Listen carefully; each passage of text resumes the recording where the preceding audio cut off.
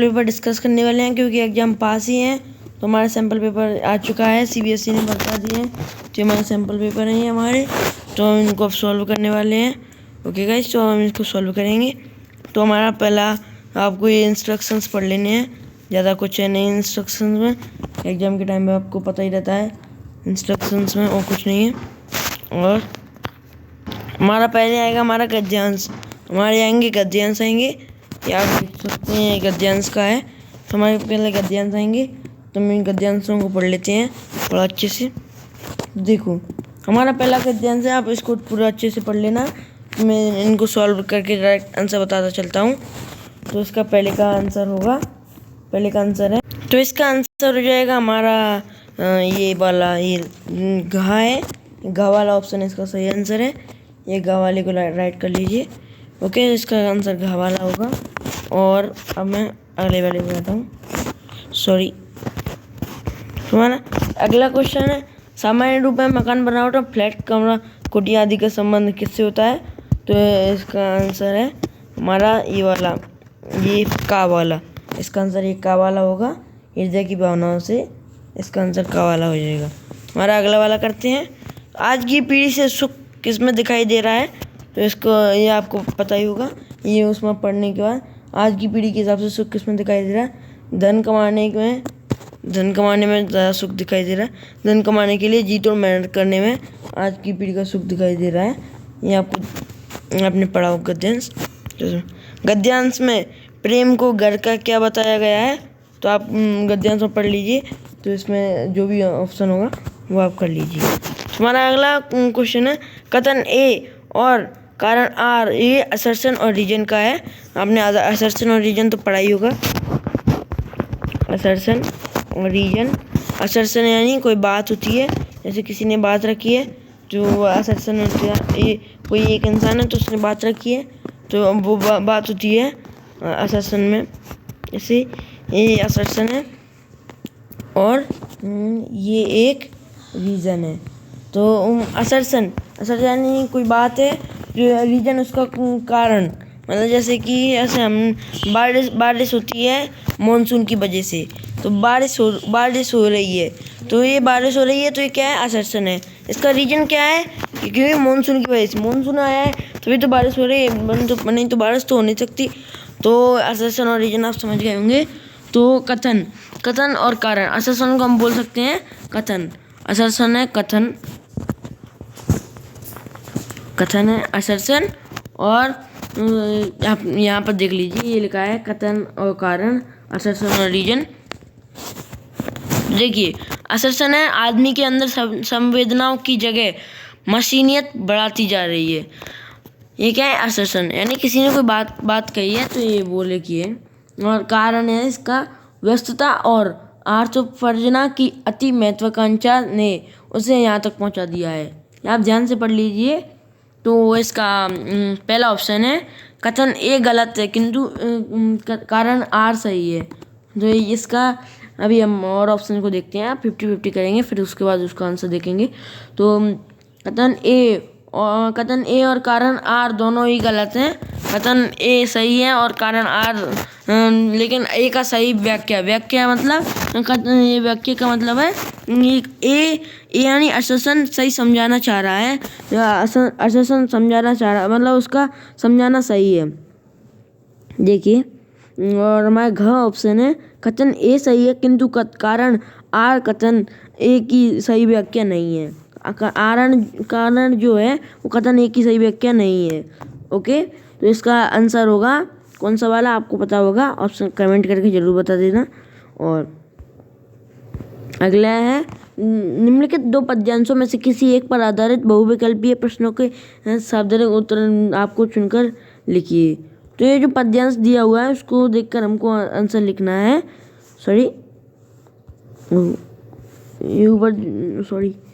ये जो पद्यांश है ऊपर, हमको उसको देखकर आंसर लिखना है। इससे मैं इसको हाईलाइट कर देता हूँ। ओके, तो ये जो पद्यांश है इसको देखकर हमें आंसर लिखना है। तो हमारा पहला पद्यांश है, इसको आप पढ़ लीजिएगा। ये जो भी पद्यांश है इसको आप ध्यान से पढ़ लेना। ये इतना ये है, इसको आप पढ़ लेना, ये पद्यांश को, सॉरी, इसको पढ़ लेना आप। और इसके बाद मैं आपको डायरेक्ट आंसर बताए। देखिए इसमें ये पद्यांश जो होते हैं उनमें ये ज़्यादा इम्पोर्टेंट है। क्या ये जो लेखक का नाम रहता है वो बहुत ज़्यादा इम्पोर्टेंट है।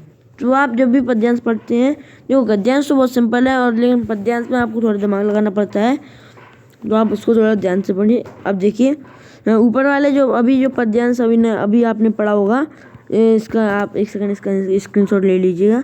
ये सैम्पल पेपर है, सीबीएसई ने जो दिया है। एक सेकंड मैं इसको हाईलाइट कर देता हूँ। ये यहाँ से आप इतना इसको छोड़ दीजिए, ये छोड़ दीजिए। तो सीबीएसई ने जो सैम्पल पेपर दिया है, मैंने वही आपको बता रहा हूँ। तो हमारा इसका ऊपर जो ये जो पद्यांश था, इसके क्वेश्चन आंसर्स हैं। तो अभी हम पहले ये जो बताना चाह रहा है कि आप इसको पढ़ के अब आपको बताना है कि इनमें से कौन सा वाला सही है। यानी कि ये जो ऑप्शन दिए हुए हैं, इन सबको पढ़ने के बाद कौन सा वाला सही है आपको यहाँ पे बताना है। ठीक है, इनमें से कोई ऑप्शन जो हैं तो आपको बताना है। तो आपको ना थोड़ा इनको थोड़ा ध्यान से पढ़ना होगा। मैं आपको पढ़ के बता देता हूँ कि प्रतिकूलता के विरोध जुझाते हुए बढ़ना ही जीवन की सच्चाई है। परिस्थितियों में समझौता करके जोखिमों से बचना ही उचित है। लक्ष्य साधन हेतु मार्ग में भटक जाने का भय त्याग देना चाहिए। जीवन में अपने छाले कुछ सैलना का दर्शन अपना चाहिए। तो आपको इनमें से कौन सा वाला सही लग रहा है? मेरे को तो ये सेकंड वाला सही लग रहा है। कथन ये सेकंड वाला सही है, तो मैं तो इसी को करना चाहूँगा। आपका जो भी सही हो तो आप मुझे कमेंट करके बता देना। ओके, हमारा अगला क्वेश्चन है, मरण अर्थात मृत्यु को जीतने का आशय है। तो ये जो आपको ये जो पद्यांश है, इसमें आपको थोड़ा ध्यान से पढ़ना होगा कि इसमें मतलब कहाँ पर दिया हुआ है। तो इसको ध्यान से पढ़ लीजिए आप। तो आपको मैं बताना चाहूँगा कि मतलब सच है कि ये बहुत कुछ पढ़ना होगा। मैंने आपको पहले बोला था इसको थोड़ा बहुत ध्यान से पढ़ लेना, तो आपको ये आ जाएगा। और तो ये मरण अर्थात मृत्यु को जीतने का आशय है, तो इसका आंसर हो जाएगा ये कवाला। कवाले को आप ध्यान से पढ़ लीजिए। ये जो कवाला है ये वाला इसका सही आंसर होगा। और हम अगला वाला बताते हैं, आकाश सूख देगा नहीं धरती पसीजेगी ये है कहीं का अर्थ है। मैंने आपको पहले बोला था ये आपको थोड़ा घुमाएगा, ये जो पद्यांश है आपको घुमाएगा। तो इसका ये जो भी सही आंसर होगा वो आपको बता देना है। मैं आपको बताना चाहूँगा, लेकिन मैं बताना नहीं चाह रहा, क्योंकि मैं अभी थोड़ी देर बाद आपको बताऊंगा इसका आंसर क्या है। तब तक के लिए वीडियो को ध्यान से देखते रहें, और मैं लास्ट में इसका आंसर जरूर बताऊंगा। तो मैं इसको क्या कर लूँ, थोड़ा हाईलाइट कर लेता हूँ। ओके, तो मैं आपको इसका आंसर मैं आपको लास्ट में बताऊंगा। मैंने आपको जैसे बताया था अभी। तो अपने आप से लड़ने का अर्थ है, अपने आप से लड़ने का क्या अर्थ है? अपनी किसी गलती का निर्णय से स्वयं को संतुष्ट कर लेना, अपनी दुर्बलता अन्य करके दूर करना। ओके, तो इसका आंसर होगा गवाला। इसका आंसर एक गवाला होगा। ये जो गवाला है ये वाला इसका आंसर होगा। यदि आप अभी अपनी स्मार्ट क्लास में बैठे हो तो आपके टीचर जो हैं वो आपको बताएंगे। अगर मेरा गलत होगा तो मैं भी एक स्टूडेंट हूँ, मैं तो बस सॉल्व कर रहा हूँ। ओके, तो अब मैं अगले वाले पे आ जाता हूँ, फिफ्थ वाले पे। युवावस्था का हमें सिखाती है कि युवा व्यवस्था है। इसका सही अर्थ है युवा व्यवस्था। तो ये हमें क्या सिखाती है? ये देखिए, मैंने आपको जैसा मैंने इसका पहले वाला था कि उसमें बहुत सारे कथन दिए होंगे, हमें उनमें सॉल्व करना है ये सब कि युवा व्यवस्था का सही अर्थ क्या है। तो देखिए मैं आपको बताता हूँ। इसमें जो कथन है, कथन मतलब कथन का मतलब क्या होता है? जैसे कोई ये इतनी बड़ी शक्ल तो नहीं होगी, नहीं, एक सेकंड, सॉरी, ये कोई एक इंसान है, इसने कोई बात कही, कथन मतलब इसने जो कोई भी बात कही है, तो वो जो बात कही है ना उससे हम कथन बोलते हैं। समझ रहे हो आप? ये जो भी बात बोलेगा उससे हम कथन बोलेंगे। ओके, तो हमारी क्या है कि हमारी अगला जो इसका जो ऑप्शन होगा कि स्वयं को चैतन्य गतिशील आत्मावलोका आशावादी हम बनाए रखें, सजग रहें, जीवन में कभी कठिन परिस्थितियों उत्पन्न ना ही होने दें, सुख दुख उतार चढ़ाव को भाग्यवादी बनकर स्वीकार करना सीखें, प्रतिकूल परिस्थितियों के आगे घुटने न टेकें बल्कि दो हाथ करें, दो दो हाथ करने का मतलब आप समझ रहे हो क्या हो? अरे आपने पता होगा, इतनी बड़ी क्लास में आ गए, दो दो हाथ का मतलब समझ गए होंगे क्या होता है लड़ाई करना। तो क्या है कि कितना बड़का सही युवा व्यवस्था में क्या सिखाती है, देखो युवा व्यवस्था में सिखाती है। अब देखो इसमें जो फोर्थ वाला ऑप्शन है इसका ये सही आंसर है। तो आपको देखना होगा कि फोर्थ वाला कौन से में है। तो आपको देख, ओहो फोर्थ वाला अकेले में किसी में तो है नहीं। देखो आप ध्यान से देखो, मैं आपको जूम कर देता हूँ। फोर्थ वाला देखो, फोर्थ वाला जो है वो यहाँ पर भी है और यहाँ पर भी है, मतलब दो दो जगह फोर्थ वाला है। तो हम अकेला फोर्थ वाला तो हमें समझ में आ गया, लेकिन अभी हमें फर्स्ट वाला थर्ड वाला भी पढ़ना पड़ेगा। देखो हमें फोर्थ वाला सही लग रहा है तो हमें कौन सा सही लगेगा, फोर्थ वाला सही लग रहा है तो फोर्थ वाले के साथ वाला तो करना पड़ेगा, क्योंकि जो ऑप्शन है वो तो होगा, बिना ऑप्शन के तो हम कर नहीं सकते। तो ठीक है, हम ऑप्शन देखते हैं, पहले हम फर्स्ट वाला देखेंगे फिर थर्ड वाला देखेंगे। ये तो चलो पक्का हो गया कि सेकंड वाला ऑप्शन पक्का वाला गलत है। सेकंड वाला ऑप्शन तो पक्का गलत है, चाहे लिख के रख लो आप, तो मान लो बात, सेकंड वाला ऑप्शन बिल्कुल गलत है। तो देखो फर्स्ट वाले को हम पढ़ के देखेंगे कि देखो स्वयं को चैतन्य, गतिशील, आत्मा आलोचक व आशावादी बनाए रखें। तो देखो ये तो क्या है कि ये तो कोई मतलब समझाने की बात चल रही है हमें, क्या आप समझना है कि यहाँ पे है युवा व्यवस्था। युवा व्यवस्था मतलब जब हम बड़े होते चलते हैं तो उस व्यवस्था के हिसाब से मतलब हमें क्या आते चलते हैं अंदर। तो आपको यही पता रखना होगा युवा व्यवस्था का सही अर्थ क्या है। तो देखो युवा व्यवस्था का सही अर्थ है तो हमें पता चल गया कि फोर्थ वाला तो हमारा सही है, लेकिन ये नहीं पता ना कि फर्स्ट वाला सही है कि नहीं है, थर्ड वाला। अब हमें 50-50 करना होगा कि फर्स्ट वाला सही कि थर्ड वाला सही। तो देखो फर्स्ट वाले को आप ध्यान से पढ़ोगे तो मेरे हिसाब से ये तो पक्का गलत है, और थर्ड वाला मेरे को 100% सही लग रहा है। आप अपने टीचर के साथ पढ़ रहे होंगे इस समय स्मार्ट क्लास में, मुझे पता है, तभी ये वीडियो चल रही होगी, या फिर आप अकेले पढ़ रहे होंगे। तो कमेंट करना ना भूलें यार, कमेंट कर दो, पता तो चले कितने का लोगों का सही है कितने लोगों का गलत। तो मेरे हिसाब से इसका सही आंसर होगा ये वाला, ये घ, इसका सही आंसर है घा वाला। सॉरी ये तो छा बन गया, गलती हो जाती है। ओहो फिर से, ये वाला इसका सही आंसर है, ये घा वाला। ओके, तो आप ये घा वाले को सही आंसर कर लेना। अब मैंने आपको बताया था कि रुको एक सेकंड हम ऊपर चलते हैं। तो ओहो सॉरी गाइस, सॉरी। तो मैं इसको ऊपर वाले ऊपर चलते हैं हम। तो मैंने आपको पहले ही बताया था कि कहाँ गया ये, कि निम्नलिखित दो पद्यांशों, यहाँ पर लिखा था ना कि दो पद्यांश हैं, तो आपको मैंने पहले बताया था यहाँ पर दो पद्यांश हैं। मतलब अभी हमने एक पद्यांश को तो हमने पूरा सॉल्व कर लिया, अब हम सेकंड वाले पद्यांश को सॉल्व करेंगे। ये मैं गारंटी देता हूँ, ये सैम्पल पेपर में से कुछ ना कुछ तो पक्का फंसेगा, 5 नंबर का तो लगेगा ही, और बोर्ड में जरूर आएगा। तो अभी हम अपने सेकंड वाले पद्यांश पर आ जाते हैं। तो यहाँ पर ये जो अथवा लिखा है, आप ये ना सोचें कि ये कोई क्वेश्चन है, ये भी एक पद्यांश ही है। ये जो यहाँ पर लिखा है ना अथवा, इसको मैं हाईलाइट कर लूँ क्या? ओके मैं अभी कर लेता हूँ। ओके तो हमारा सेकंड वाला सही है, और मैं आपको बता दूं कि सेकंड वाला सही है, और मैं आपको बता दूं कि सेकंड वाला सही है, और मैं आपको बता दूं कि ज़्यादा नहीं हो गया, सेकंड वाला सही है, और ये फर्स्ट वाले के साथ है, थर्ड वाले के साथ है। अरे यार ये स्क्रीन क्यों बार बार चेंज हो रही है? सेकंड वाले के साथ है, और फोर्थ वाले के साथ है, थर्ड वाले के साथ है। तो आपको थोड़ा सा दिमाग तो लगाना पड़ेगा। सेकंड वाला उन्होंने सबके साथ दे दिया, और सेकंड वाला तो एक ही गाना गा रहा होगा, ये बैकग्राउंड में चल रहा है वही। तो देखो ये सेकंड वाला है। अब हम फर्स्ट वाले को पढ़ लेते हैं अच्छे से। तो क्या है कि ये जो फर्स्ट वाला भैया है, भैया फर्स्ट वाले बताना, फसल देखकर बैंकों से सस्ते ब्याज पर ऋण सरलता से मिल जाना। भाई फसल देख के किसको ऋण यानी लोन समझते हो ना भाई, लोन, चोरा फकीर हो गया, दे थोड़ा लोन, वही वाला लोन।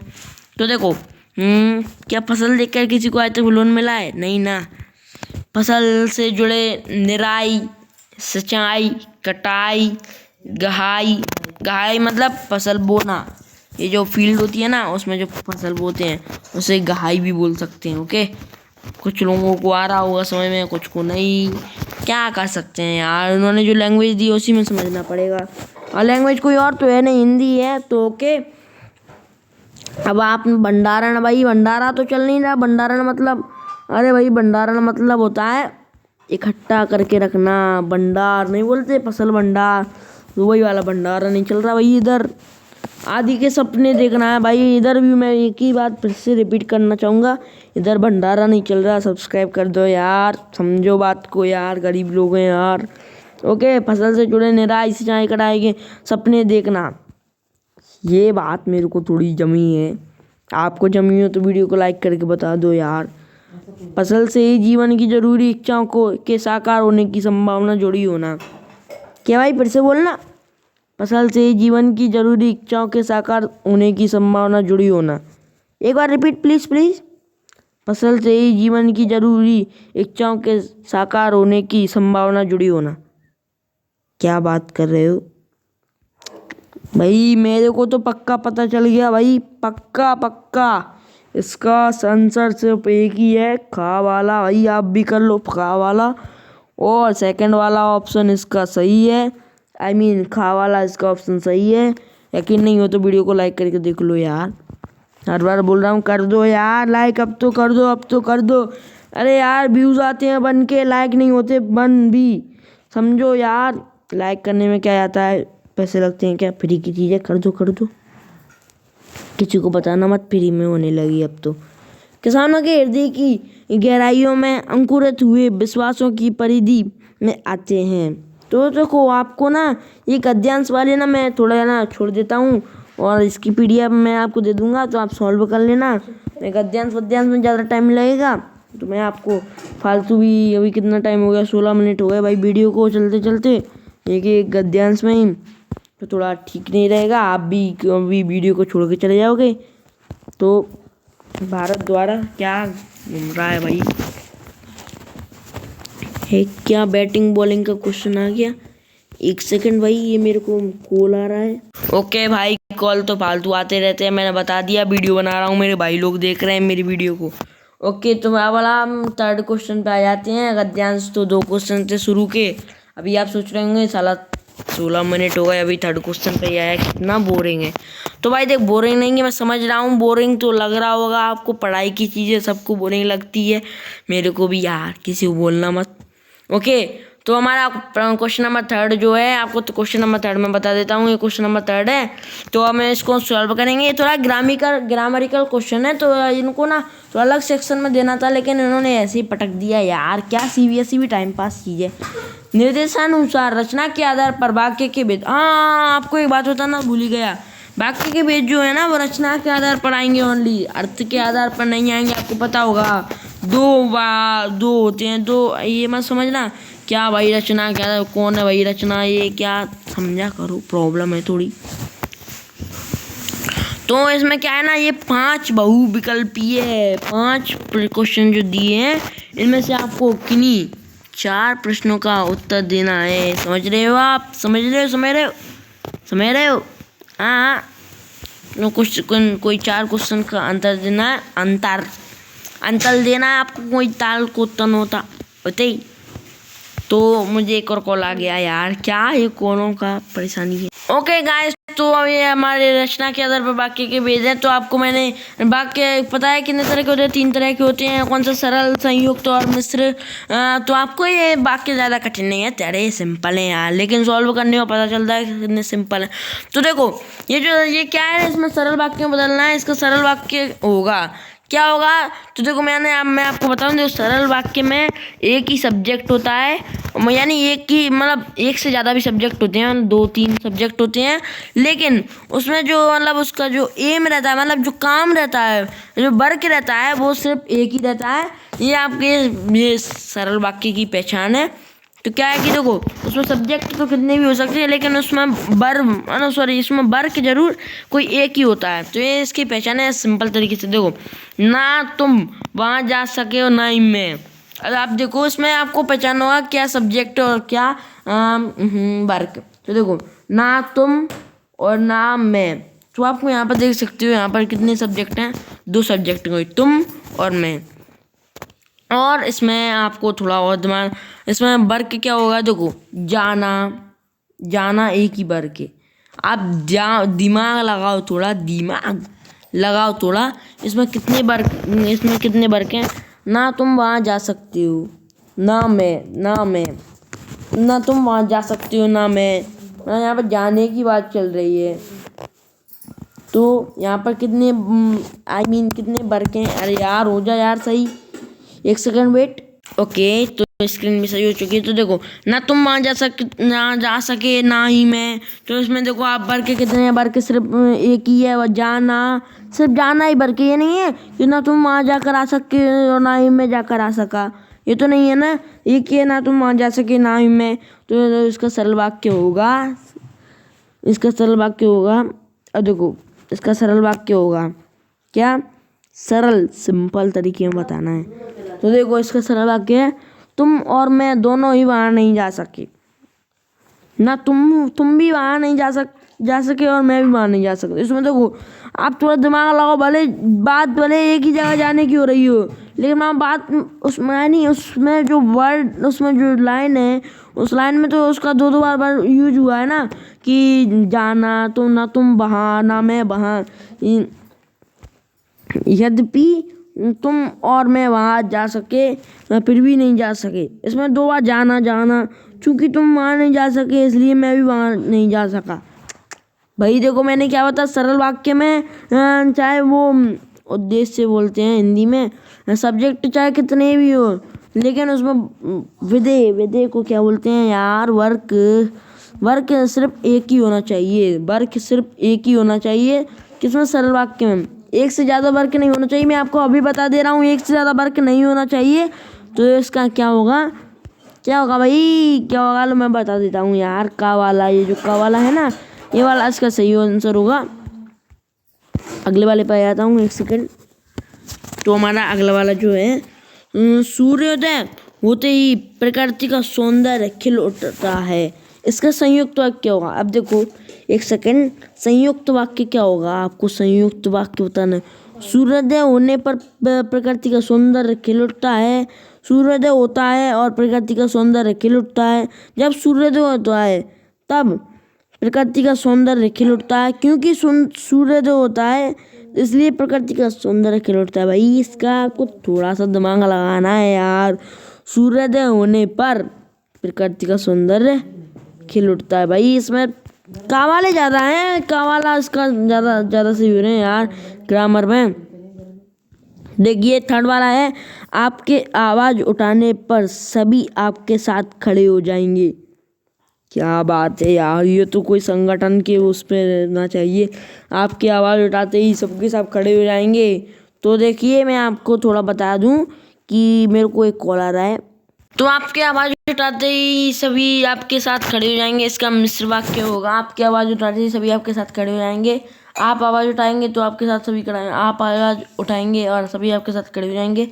आप आवाज़ उठाएंगे इसलिए आप सभी आपके साथ, तो इसका ऑप्शन होगा खा वाला, इसका सही आंसर होगा। और हम अगले क्वेश्चन के पास जाते हैं। मिश्र वाक्य पहचान कर निश्चित सही वाक्य में सुन।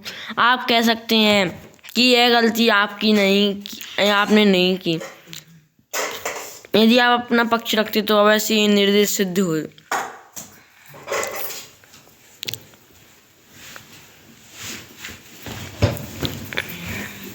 तो देखो इसका जो आंसर है ना वो first second and third fourth, ये first second and third fourth ये चारों की चारों मिश्र वाक्य हैं। तो इसका होगा घा वाला, इसका सही आंसर हो जाएगा।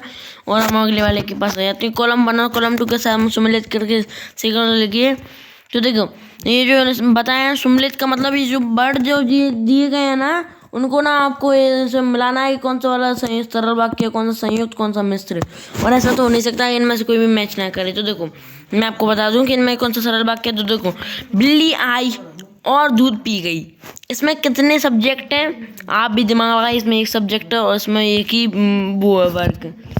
तो आप बिल्ली आई और दूध पी गई, तो ये क्या होगा भाई? बिल्ली सर आई और दूध पी गई। यदि हमने बिल्ली का झूठा दूध फेंकना पड़ा, यदि दूध बाहर ना रखा होता तो बिल्ली ऐसा नहीं कर पाती।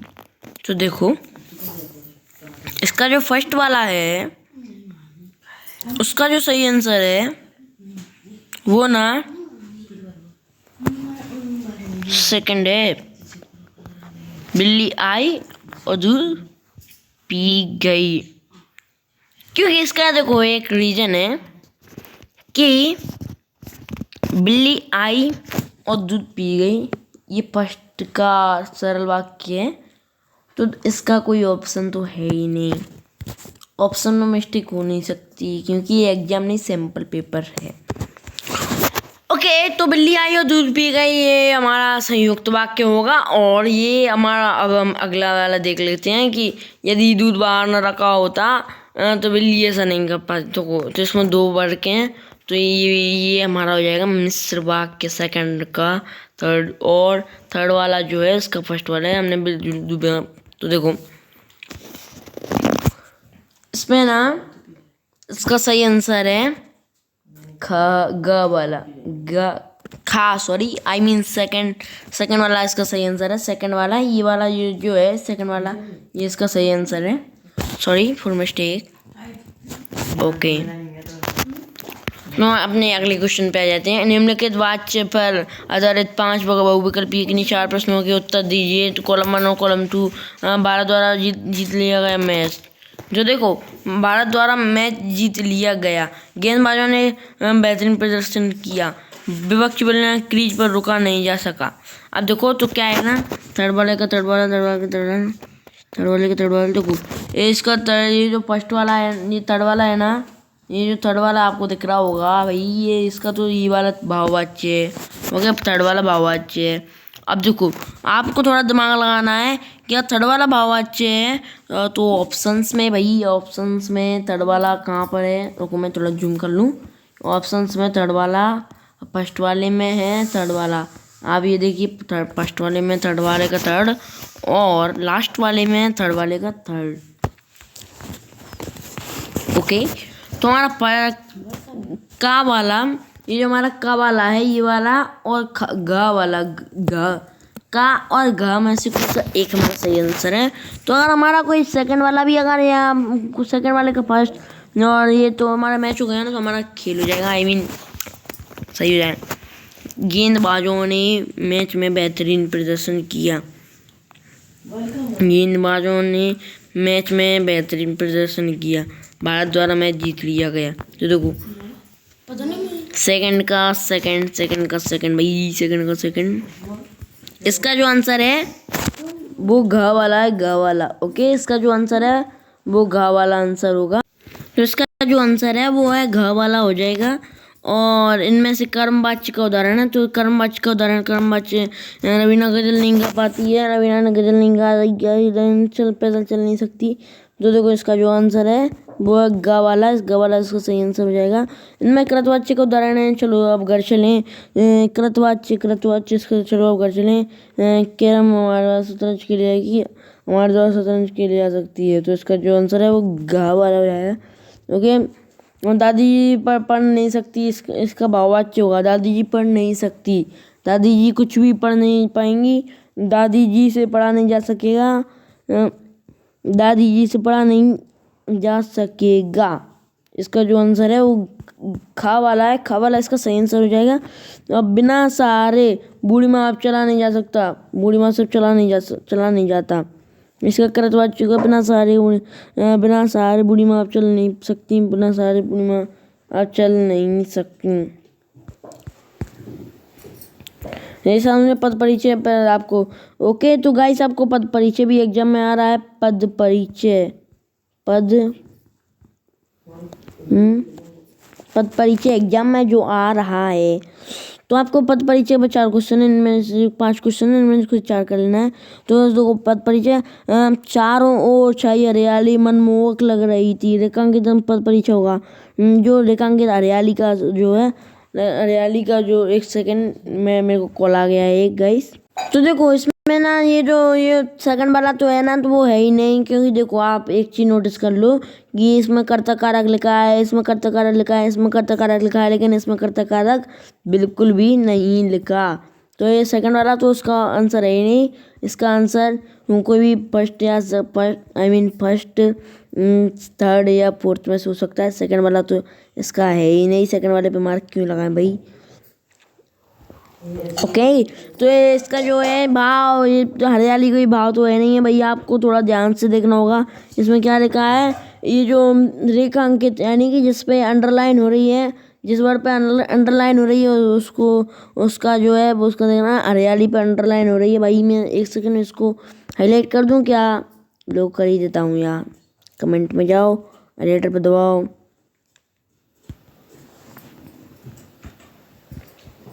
पूरा हरियाली कर दो भाई।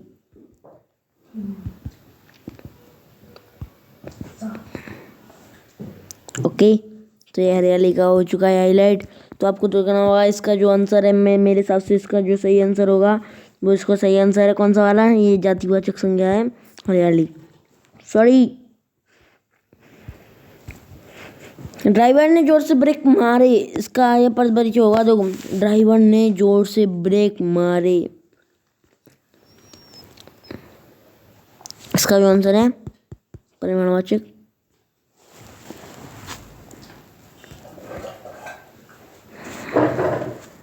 यह पुस्तक मैंने तब खरीदी जब मैं 15 वर्ष का था। इसमें से आपको यह संकेत दे रहा है ना भाई, यह संकेत दे रहा है, इसका संकेत वाला होगा। हवलदार साहब ने पान खाया, हवलदार साहब ने पान खाया भाई। आपको ये देख कर पता चला हवलदार साहब ने पान खाया, ना कि खा रहे हैं या फिर खाया, खा रहे, खाया मतलब दिमाग लगाओ यार। इसका जो है वो अकर्मक क्रिया है भाई। कुछ लड़के बाहर खेल रहे थे, जिसमें कुछ क्या होगा? पहला कुछ अनिश्चितवाचक, पहला कुछ, दूसरा कुछ, पहला कुछ का पहला मतलब, पहला कुछ का मतलब जो है मतलब ये जो जिसमें ना दो कुछ है, एक पहला एक कुछ ये सॉरी गंदी ज़्यादा हो गई ना यार। इसमें एक कुछ ये है, एक कुछ ये है और एक कुछ ये है। क्या है ना कि ये वाला कुछ और ये वाला कुछ और ये वाला सॉरी ये है और ये वाला कुछ, इन दोनों में से ना किसी दो का ना एक ही मतलब है। देखो, पहला कुछ सर्वनामिक है, कुछ लड़के ये नहीं बोलते ही सी इट नेम वाला, कुछ लड़के, तो इसका वाला है भाई।